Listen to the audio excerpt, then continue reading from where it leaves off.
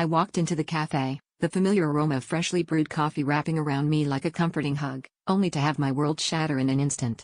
There, at our usual corner table, was my partner, down on one knee, holding a ring box open to a woman whose face I had never seen before. My heart thudded painfully in my chest, and the clinking of cups and murmurs of conversation around us faded into the background noise as I stood frozen, watching the scene unfold. The woman, with tears in her eyes, nodded emphatically, and they embraced with a passion that left my stomach churning with betrayal and disbelief. I didn't even remember crossing the room, but suddenly I was standing at their table, my voice betraying me with a whisper that barely concealed the storm inside. "What is this?" I demanded, my voice trembling with a mix of hurt and anger. My partner turned, eyes wide with shock, and stammered something about it not being what it looked like, but the evidence was right there, a diamond ring sparkling under the dim cafe lights. The woman glanced between us, her own shock dawning as she realized the tangled web she had become ensnared in.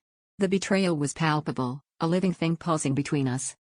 As the confrontation escalated, drawing the attention of every patron in the cafe, the truth came tumbling out in ragged, desperate gasps. My partner confessed to a double life, a series of lies so elaborate that they could have been ripped from a soap opera script. He had been seeing her for months, spinning tales of business trips and late-night meetings to cover his tracks.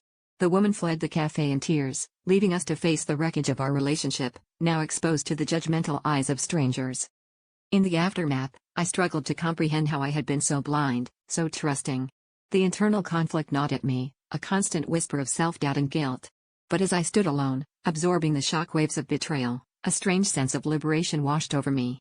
The truth, however ugly, was finally out, and I realized the real betrayal had been against myself, ignoring the gut feelings, the late nights spent waiting for calls that never came. The twisted revelation was a chance for rebirth, a painful but necessary step toward a future where I would never again allow someone else to write my story.